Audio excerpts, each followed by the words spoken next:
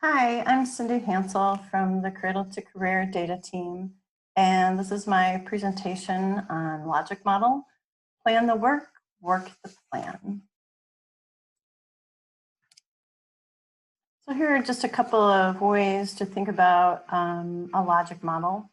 A logic model is a simplified picture of a program, initiative, or intervention that is a response to a given situation.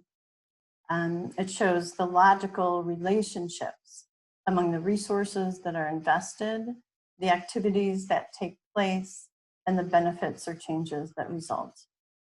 It is an iterative tool useful for planning and evaluation purposes. So I'm going to start with a very simple example of a fall family escape. And here's the situation. The winter is coming soon and the family is already feeling the walls closing in. All 4 family members have retreated into their home offices or bedroom classrooms. The urge to flee toward an outdoor adventure is strong. They would all like to do some off-road biking and hike in the woods. Mom would like to photograph the fall foliage, and Dad would like to test some open fire recipes yet this year. His goal is to be able to do all of their cooking on an open fire.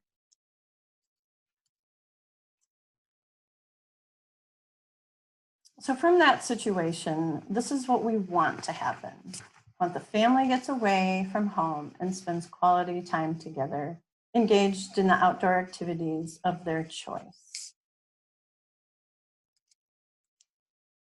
And in order to make those things happen or achieve those goals, these are the actions we need to take. So they need to drive to the North Woods, set up a campsite, cook over the fire, ride bikes, hike, and photograph foliage. And these are the resources that are required to make those actions happen.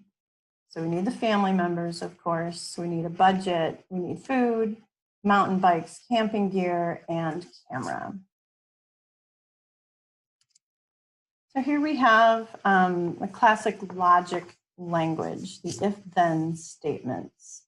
So if we have the family members, budget, food, mountain bikes, etc., then we can do these activities. We can drive to the North Woods, set up campsite, cook over the fire, etc. And if we do those actions, then we can achieve the outcomes of the family gets away from home and spends quality time together, engaged in the outdoor activities of their choice.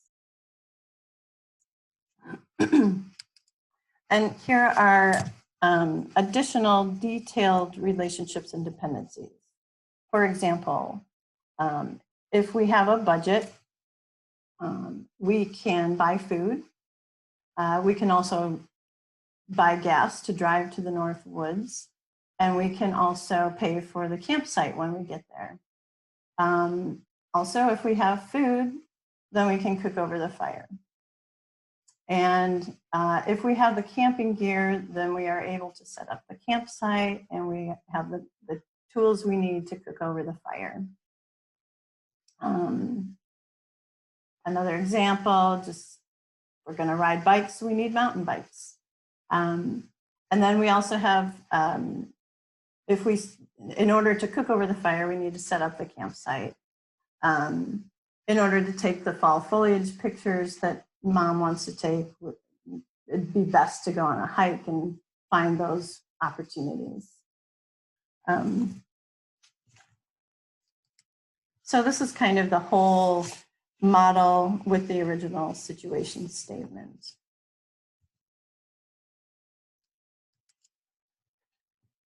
And this shows a more formal template of a logic model. So we have our inputs, and with our inputs, we're asking ourselves, what do we invest? And these are just some ideas. The bullets are ideas. It's not an exhaustive list of ideas, but just kind of prompts. We have staff, volunteers, time, money, etc. And then the activities and the participants. So what do? We train, we deliver services, develop products, develop curriculum, provide mentoring, facilitate meetings, collaborate, communicate, etc. And we think who participates. So we have our clients, our customers, agencies, employees, volunteers. And then we come to outcomes, results, or impact. These, I put all three of these in there. It's a language, and in this, we mean the same thing when we talk about outcomes, results, and impact. And basically, we're asking ourselves, how is anyone better off? That is how we determine the outcomes, results, or impact. So we have short-term impact, intermediate-term impact, and long-term impact. And I find very helpful to think about these words that are in parentheses as prompts for these short-term, intermediate-term, and long-term conditions. Or long-term is what conditions. I think of what conditions change: social, economic, health, civic, environmental. Intermediate term, I think of what actions are actually being made, what behaviors are changing, practices, decision-making, policies, social action, so all action-oriented. Short term is very easy if you think about learning. What needs to be learned in order to continue on to the other intermediate and long-term outcomes. So we're thinking of awareness, bringing awareness to clients, bringing knowledge, shifting attitudes, developing skills, creating opinions, aspirations, and motivations. So again, I want to just kind of stress, this is talking about how is anyone better off with our programming. So the situation statement is critical to your model. This is the very first piece to understand. The situation is the foundation for logic model development. The problem or issue that the program is to address sits within a setting or situation which is influenced by social, political, environmental, and economic conditions. So take time to understand the situation and carefully define the problem within that situation or setting. So without that, there's just no foundation or guidance for your hard efforts and intentions. So the situation is a primary piece.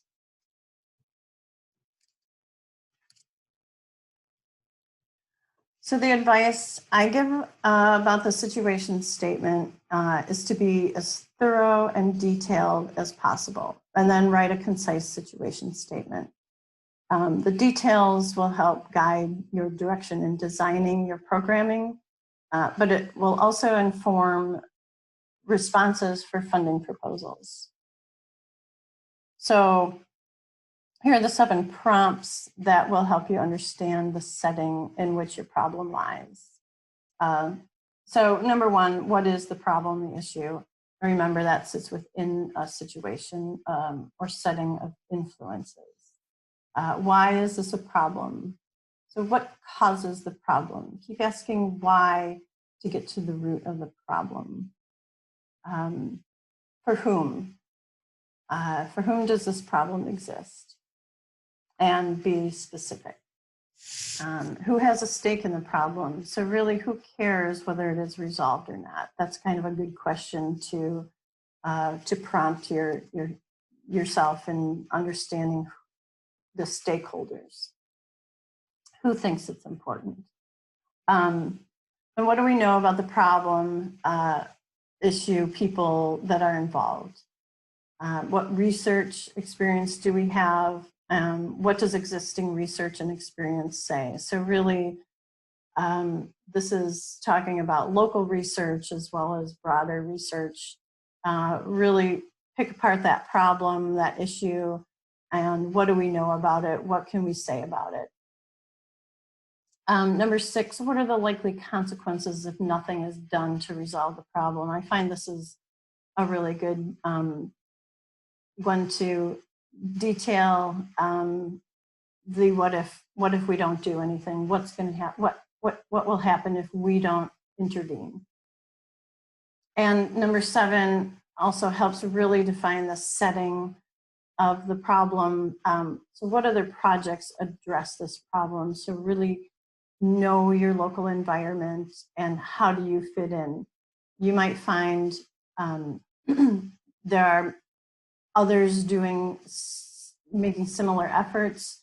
You might find resources to share, and just really better understanding the situation and what problem you're trying to solve. So yeah, like really know your local environment.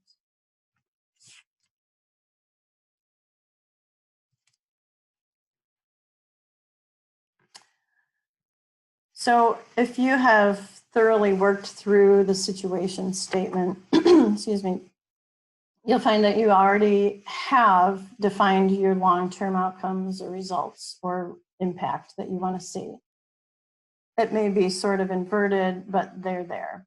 So for example, like if the situation shows that too many teens are smoking because they don't understand health risks, the outcomes might be teens learn about the health risks of smoking, they commit to a smoking method of quitting, and they ultimately quit smoking and live a healthier life. So really you're defining your outcomes within your situation statement.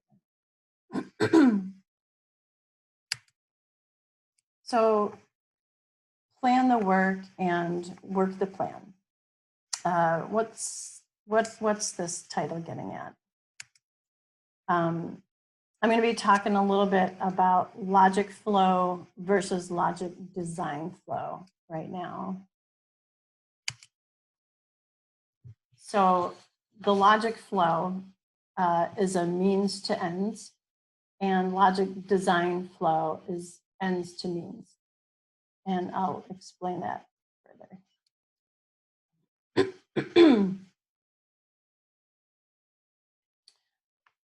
So here's the flow of your model or your operations. So it really shows the flow of your programming or your work. So we're looking left to right. We have inputs, which feeds the activities, which then produce the outcomes, results, or impacts. It is a means, inputs to ends, outcomes. That's the direction, left to right. And here's the flow of designing that programming model. So as we're designing it, it is an ends to means directional. We start with the situation and determine what we want to happen. What do we want to happen? What do we want to change? What would it look like after our programming takes place? How is anyone better off with our programming? Then we need to understand, based on those outcomes, what actions do we need to take in order to achieve those outcomes? What do we need to do to achieve those results? And that defines our activities and our participants. Then we need to understand what action, Then we need to understand what inputs we need in order to accomplish these actions. What do we need to invest? What resources do we need in order to do our action plan?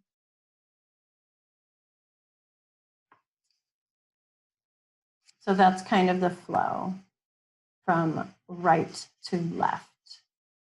Of course, starting with the situation on top. So let's take a look at our outcomes, results, and impacts, as this is the next step in our design flow.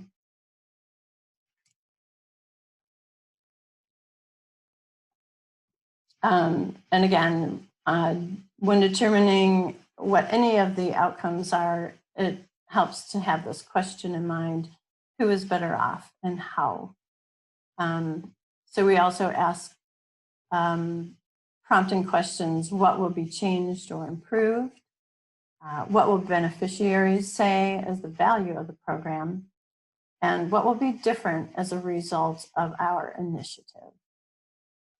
I like to identify the long-term outcomes before the intermediate and the short-term, but it may be beneficial to really look at all of them as a sequence. For long-term, these are just some of the prompts: the social, the economic, health, of course. And what I find very helpful is, again, to look at this as conditions. What conditions do we want to change? For intermediate term outcomes, we're asking the same question: who is better off and how? And again, these questions remain the same: what will be changed, what will beneficiaries say, and what will be different as a result of our initiative. And yeah, I think, again, I like to think about action. What behavior, what action are we looking at to change or to add? Here again on the left are some prompting ideas.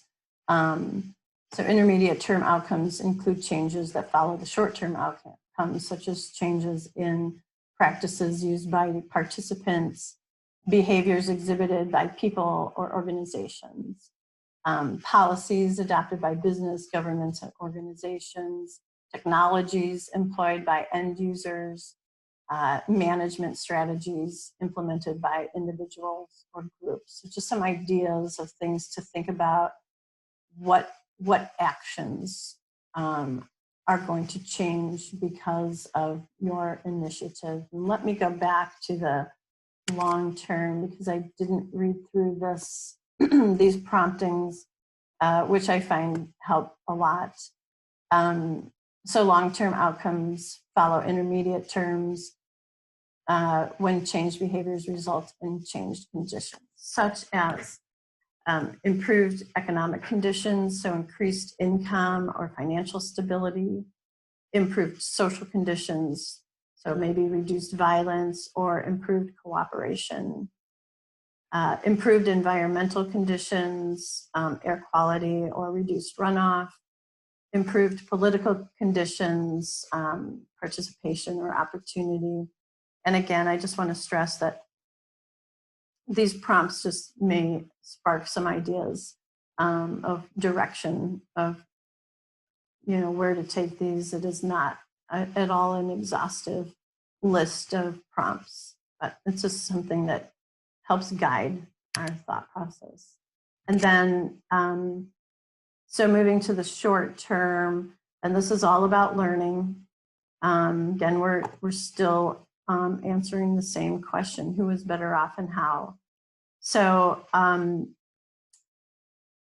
this short-term outcomes may include a sense of awareness. So customers recognize the problem or issue. So in the teen smoking, they recognize that there's a health issue with smoking. The knowledge: customers understand the causes and potential solutions. Skills: maybe we want the customers to possess the skills needed to resolve the situation. And create motivation: customers have the desire to affect change. And customers believe their action can make a difference. That's a good one. So these are all ideas of where, another question to ask yourselves in thinking about the short-term outcomes is, when you bring clients into your programming, what what needs to take place right away? What's the first thing? What's the first step? Sometimes that's simply becoming comfortable in the environment, or but think about it in that way. What's the first thing we want to impress upon our clients? How do we bring them into our programming?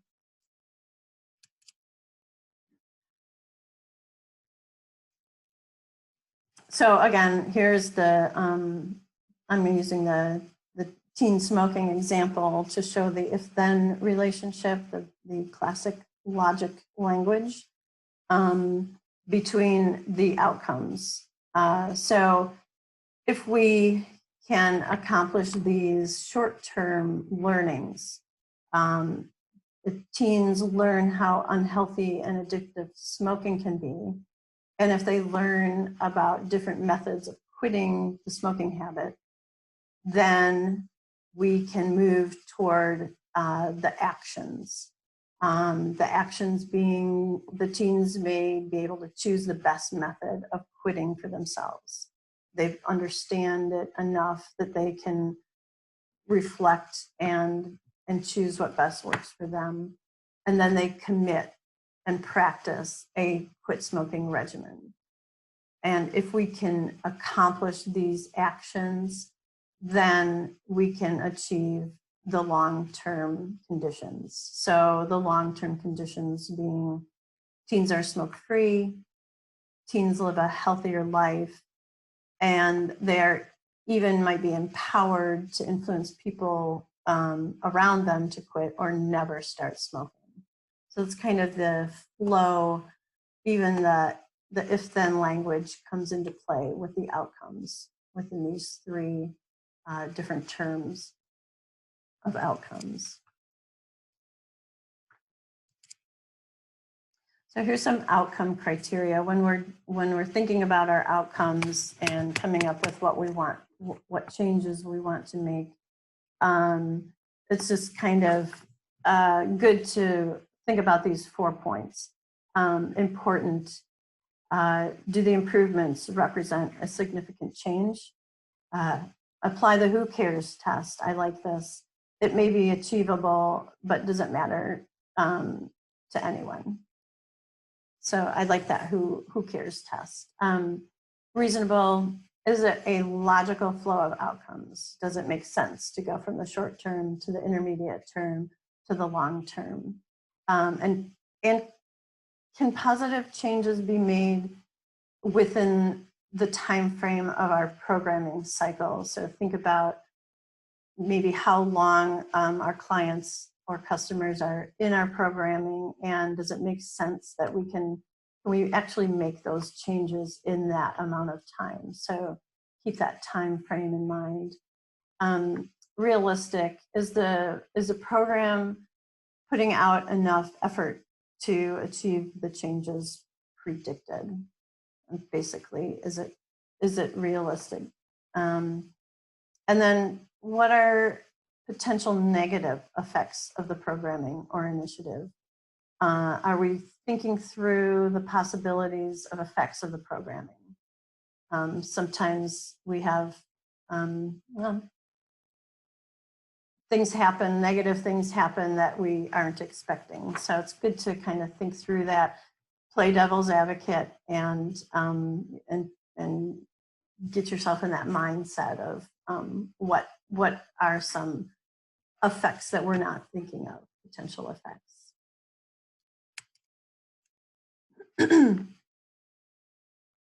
So now we can look at step 5. We've looked at the outcomes after our situation, and now we're going to move on to step 5. What activities should we provide to accomplish the outcomes that we have just established?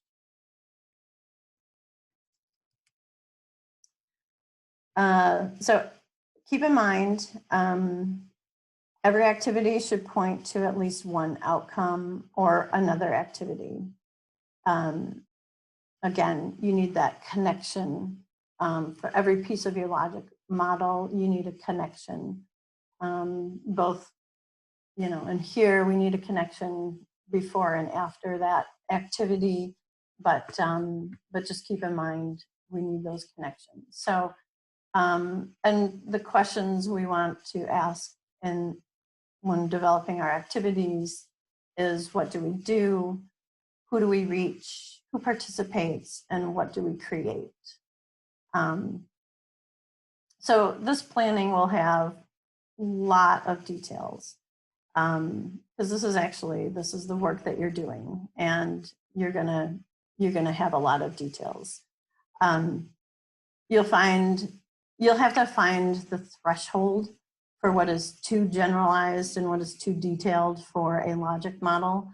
The rule of thumb is to be able to fit the whole logic model picture on one page. A very simple but thorough display of your working operations. But what I do is I store the details in a very orderly way, kind of behind the scenes. So I have as much as I can, I put as much detail as I can in the logic model, but I still want to be general enough that it's clear. It's a clear picture of what we're doing, a simple picture of what we're doing. And keep in mind that, again, it's an iterative process, so your logic model will change as your programming changes. As you keep coming back and analyzing if your action plan is working, then you will be making changes, likely be making changes to your model. So the more, just to relate that, the more generalized you are in defining your activities, the less likely you'll have to change your logic model. If you have a lot of very, very little details about your activities in your logic model, then as those small details change, then your logic model will have to change as well. So that's just something to keep in mind. But just also, it is important to understand that it's an iterative process, and it will change depending on like the cycle of your timing, your programming. So then we get to inputs, step 6, and these are our means. What means do we need? I find it really useful to use these terms in bold as headers of lists of resources. So if we have human resources as a header, I'm going to put staff and volunteers under that header. So human resources such as time invested by faculty, staff, volunteers, partners, and local people. Fiscal resources, appropriated funds, special grants, donations, user fees. Other inputs required to support the program are such as facilities and equipment. And the knowledge base for the program. This is something that people may not think about necessarily as inputs, but if you need teaching materials, curriculum, research results, certification, or learning standards, that's really trainings, things like that. And then involvement of collaborators, which is really important to understand, especially when we're thinking about the setting, the situation statement, who's collaborating with us. And it's really important to understand your collaborators, local, state, national agencies, organizations involved in planning, delivery, and evaluation. So, so that's a kind of important header, I think, that helps us think about how we're using other programs and resources within our community. And again, I'm going to reiterate this linking aspect. So every input should point to at least one activity. And yeah, that keeps that, everything's connected. So there it is. That's the ends to means, starting with the situation and outcomes. Outcomes being the ends, moving right to left to get to the means. So what do we need? And this is our design. This is how we design our programming, from ends to means, versus our means to end workflow. With these inputs, if we have these inputs, then we can do the activities. If we have activities, we can produce these outcomes. So a very left to right, means to ends workflow. Okay, and here's just a little bit about measurement. So the logic model is set up beautifully for understanding what measurements you might want to gain. So keep in mind, everything in the logic model can be measured. But should it be measured? Do we want to measure everything? Probably not. But your organization will determine what you want to measure. What is the most important data to observe? What are you working on? What are you really focused on? What specifically are you interested in watching change? What change in particular are you looking at?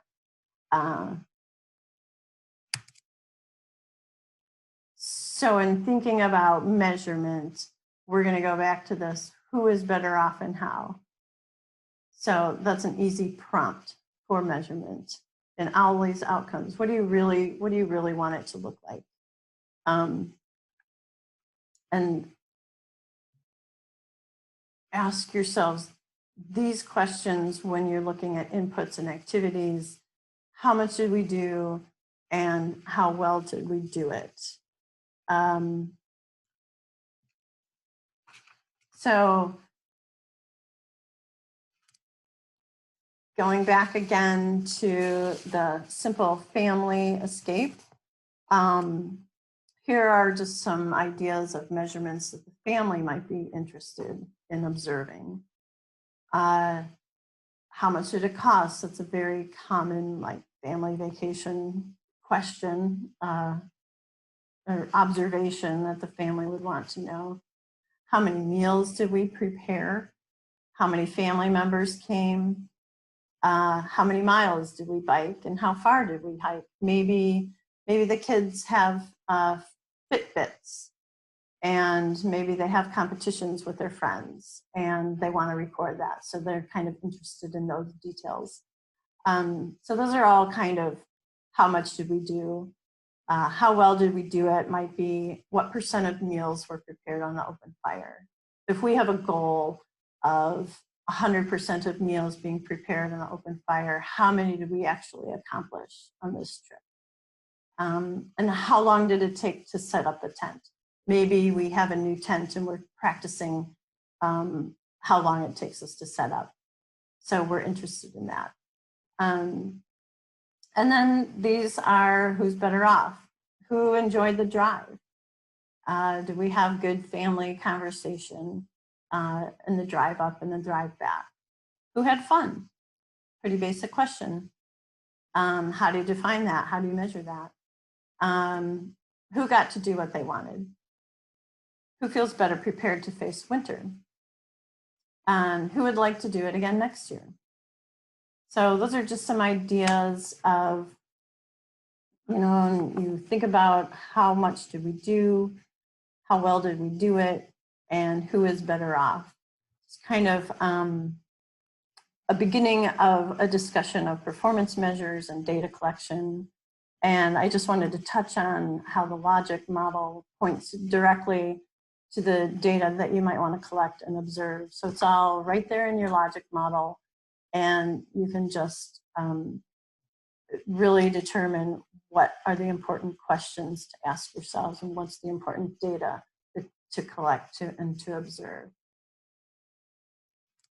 So that brings my logic model presentation to a close. I hope it was a little informative and helped you out a little bit. Plan the work the plan, and hope that means a little bit more to you now. But please reach out, and if you have any questions or you just want to have a logic model conversation, discussion, I always love to have those discussions. I'm at cindyh@c2cmn.com. So thank you for watching, and I hope you have a really great day.